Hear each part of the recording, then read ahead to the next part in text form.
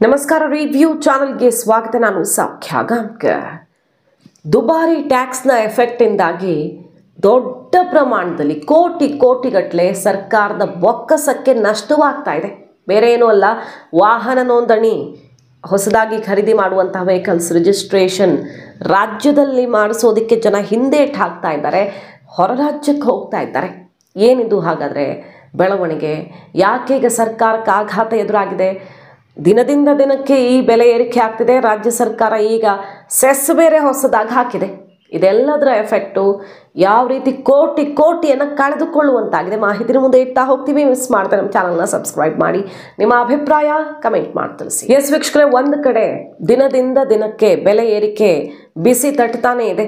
ಕರ್ನಾಟಕದಲ್ಲಿ ಇತ್ತೀಚೆಗೆ ಒಂದಲ್ಲ ಎರಡಲ್ಲ ಎಲ್ಲದರ ಬೆಲೆಯು ಒಂದಾದ್ರ ಮೇಲೆ ಒಂದು ಹೆಚ್ಚಿಗೆ ಮಾಡ್ಕೊಂಡು ಬರ್ತಾ ಇದ್ದಾರೆ. ಇನ್ನು ಹೊಸ ಪ್ರಸ್ತಾವನೆಗಳು, ಕರೆಂಟ್ ಬಿಲ್ಲು, ಹಾಲಿನ ದರ ಎಲ್ಲ ಇನ್ನು ಸದ್ಯದಲ್ಲಿ ಆಘಾತ ಕೂಡ ಕಾದಿದೆ.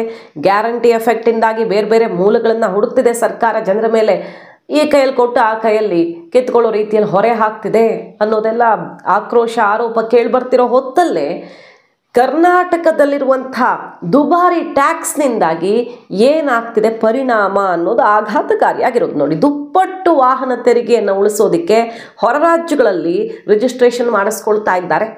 ಆಲ್ರೆಡಿ ನಮ್ಮಲ್ಲದು ಕಾಸ್ಟ್ಲಿ ಇತ್ತು ಬೇರೆ ರಾಜ್ಯಗಳಿಗೆ ಕಂಪೇರ್ ಮಾಡಿದ್ರೆ. ಅದ್ರ ಮೇಲೆ ಈಗ ಸೆಸ್ ಹಾಕಿದ್ದಾರೆ ಬೇರೆ. ಹಾಗಾಗಿ ಜನಕ್ಕೆ ಟೆನ್ಷನ್ ಆಗಿದೆ. ಈ ರೀತಿ ಖರ್ಚು ಮಾಡಬೇಕಾ ಹೊಸ ಗಾಡಿಗಳನ್ನು ತಗೋಬೇಕು ಅಂದರೆ ಅಂತ ನೋಡಿ ಏನು ಮಾಡ್ತಿದ್ದಾರೆ. ಹೊಸದಾಗಿ ರಸ್ತೆಗಿಳಿಯುವಂಥ ಐಷಾರಾಮಿ ಕಾರು, ವಾಣಿಜ್ಯ ಬಳಕೆಯ ಸಾರಿಗೆ ಬಸ್ಗಳು, ಬರೀ ಪ್ರೈವೇಟಾಗಿ ತಗೊಳ್ಳೋ ವೆಹಿಕಲ್ಸ್ ಅಷ್ಟೇ ಅಲ್ಲ, ವಾಣಿಜ್ಯ ಬಳಕೆಯ ಸಾರಿಗೆ ಬಸ್ಗಳು ಅಷ್ಟೇ ಆಲ್ಮೋಸ್ಟ್ 30-40% ರಾಜ್ಯದಲ್ಲಿ ತೆರಿಗೆ ದುಬಾರಿ ಅನ್ನೋ ಕಾರಣಕ್ಕೆ ಹೊರ ರಾಜ್ಯಗಳಿಗೆ ಹೋಗಿ ನೋಂದಣಿ ಮಾಡಿಸ್ಕೊಳ್ತಿದ್ದಾರೆ. ಹಾಗಾಗಿ ಸರ್ಕಾರದ ಬೊಕ್ಕಸಕ್ಕೆ ಕೋಟಿ ನಷ್ಟ ಆಗ್ತಿದೆ ಅನ್ನೋದು ವಿಚಾರ. ನಾಗಾಲ್ಯಾಂಡು, ಅರುಣಾಚಲ್ ಪ್ರದೇಶ, ಅಸ್ಸಾಂ, ಬಿಹಾರ್, ಡಿಯೋಡಮನ್, ಗೋವಾ, ಪುದುಚೇರಿ ಇಲ್ಲಿನ ದರ ವಿನ್ಯಾಸಕ್ಕೆ ಹೋಲಿಸಿದ್ರೆ ತೆರಿಗೆ ರೇಟ್ ಕಂಪೇರ್ ಮಾಡಿದ್ರೆ ಕರ್ನಾಟಕದಲ್ಲಿ ಸಿಕ್ಕಾಪಟ್ಟೆ ಜಾಸ್ತಿ. ಹಾಗಾಗಿ ಕಡಿಮೆ ತೆರಿಗೆ ಇರೋ ರಾಜ್ಯಗಳಲ್ಲಿ ಐಷಾರಾಮಿ ವಾಹನ ಮಾಲೀಕರು ನೋಂದಣಿ ಮಾಡಿಸ್ಕೊಂಡು ಬರ್ತಾ ಇದ್ದಾರೆ. ಹಾಗಾಗಿ ನಮ್ಮ ರಾಜ್ಯದ ಬೊಕ್ಕಸಕ್ಕೆ ನಷ್ಟವಾಗ್ತಿದೆ. ಈಗ ಇಲ್ಲಿ ಕಡಿಮೆ ಮಾಡಿ ಅನ್ನುವಂತಹ ಕೂಗು ಎದ್ದಿದೆ. ಸರ್ಕಾರ ಕೂಡ 25% ಇಳಿಸ್ತೀವಿ ಅಂತ ಭರವಸೆ ಕೊಡ್ತಿದೆ. ಆದರೆ ಆಲ್ರೆಡಿ ಹೊರೆಯನ್ನು ನಿಭಾಯಿಸೋದಕ್ಕೆ ಎಲ್ಲೆಲ್ಲಿ ದಾರಿ ಇದೆ ಅಂತ ಹುಡುಕ್ತಿರುವಾಗ 25% ಇಳಿಸೋದು ಸರ್ಕಾರಕ್ಕೊಂದು ಸವಾಲಿನ ವಿಚಾರ. ಸೊ ಇಳಿಸ್ತಾರಾ ಇಲ್ವಾ ಅನ್ನೋದು ಈಗ ಪ್ರಶ್ನೆ. ರಾಜ್ಯದ ಬೊಕ್ಕಸಕ್ಕೆ ಎಷ್ಟು ನಷ್ಟ ಆಗ್ತಿದೆ ಗೊತ್ತಾ? 75-100 ಕೋಟಿಯಷ್ಟು ವಾರ್ಷಿಕವಾಗಿ ನಷ್ಟ ಆಗ್ತಿದೆ ಅನ್ನೋದು ಗಮನ ಸೆಳೆಯೋ ವಿಚಾರ. ನಾಗಾಲ್ಯಾಂಡ್ನಲ್ಲಿ ಒಂದು ಬಸ್ ನೋಂದಣಿಗೆ 3 ತಿಂಗಳಿಗೆ 18,000 ರೂಪಾಯಿ ರಸ್ತೆ ತೆರಿಗೆ ಇದೆ.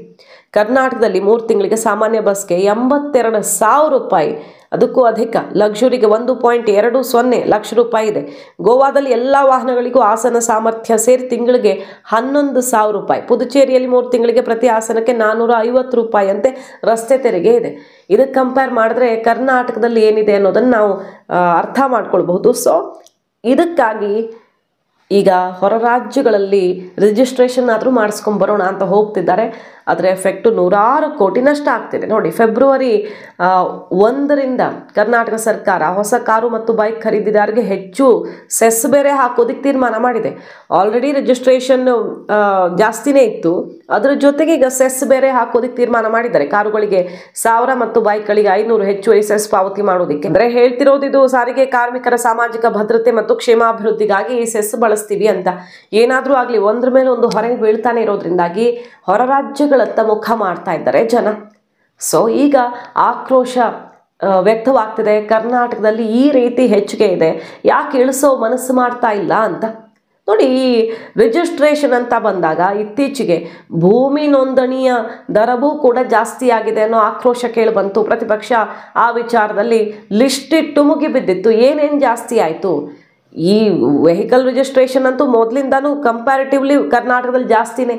ಈಗ ಅದ್ರ ಮೇಲೆ ಬೇರೆ ಹೊರೆಗಳು ಬೀಳ್ತಾ ಇವೆ. ನಿನ್ನೆ ಅಷ್ಟೇ ಮುಂದೆ ಇಟ್ಟಿದ್ವಿ ಗೃಹ ಜ್ಯೋತಿ, ಈ ಕರೆಂಟ್ 200 ಯೂನಿಟ್ ಫ್ರೀ ಇದೆಯಲ್ಲ, ಆ ದುಡ್ಡನ್ನು ಜನ ಮೊದಲು ಕಟ್ಟಿ ಕ್ಲೇಮ್ ಮಾಡ್ಕೊಳ್ಬೇಕಾಗಿ ಬರುತ್ತಾ ಅನ್ನೋ ಆತಂಕ ಎದುರಾಯಿತು. ಯಾಕಂದರೆ ಎಸ್ಕಾಮ್ಗಳು ಅಂಥದ್ದೊಂದು ಎಚ್ಚರಿಕೆ ಕೊಟ್ಟರು, ಮುಂಗಡ ಪಾವತಿ ಸರ್ಕಾರ ಮಾಡಬೇಕು, ಇಲ್ಲ ಜನನೇ ಕಟ್ಟಬೇಕು, ಅದಕ್ಕಾದರೂ ಅವಕಾಶ ಮಾಡಿಕೊಡಿ ಅಂತ. ಸರ್ಕಾರ ಆ ರೀತಿಯೆಲ್ಲ ದಾರಿ ಮಾಡಿಕೊಡಲ್ಲ ಅಂತ ಸದ್ಯ ಮಿನಿಸ್ಟ್ರುಗಳು ಅಭಯ ಕೊಡ್ತಿದ್ದಾರೆ.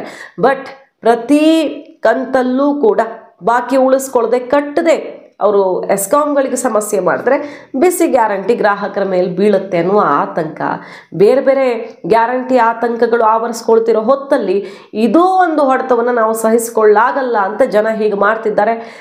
ಈ ಪೆಟ್ರೋಲ್ ರೇಟ್ ನೋಡಿ, ಒಂದು ಕಡೆ ಕೇಂದ್ರ ಹಾಕತ್ತೆ, ರಾಜ್ಯ ಹಾಕತ್ತೆ. ಕೇಂದ್ರದವರು ಮೊನ್ನೆ ಅಷ್ಟೇ ಸಿದ್ದರಾಮಯ್ಯನವ್ರಿಗೆ ಸವಾಲು ಹಾಕಿದ್ರು, ನಾವು ಹಾಕೋ ಟ್ಯಾಕ್ಸನ್ನು ಇಳಿಸಿದ್ವಿ, 2 ಸಲ ಇಳಿಸಿದ್ವಿ. ಕರ್ನಾಟಕ ಒಂದು ಸಲ ಆದರೂ ಟ್ಯಾಕ್ಸ್ ಇಳಿಸತ್ತ, ರಾಜ್ಯದ ತೆರಿಗೆ ಅಂತ ಪೆಟ್ರೋಲ್ ಮೇಲೆ ಹಾಕ್ತಾರಲ್ವ, ಫ್ಯೂಯಲ್ ಮೇಲೆ, ಅದನ್ನ ಇಳಿಸಿ, ಆಗ ರೇಟ್ ಕಡಿಮೆ ಆಗುತ್ತೆ, ನೀವು ಯಾಕೆ ಇಳಿಸ್ತಿಲ್ಲ ಅಂತ ಸವಾಲು ಹಾಕಿದ್ರು. ಸೊ ಇಬ್ಬರ ನಡುವಿನ ಜಟಾಪಟಿ ಮುಂದುವರಿತಾನೇ ಇದೆ.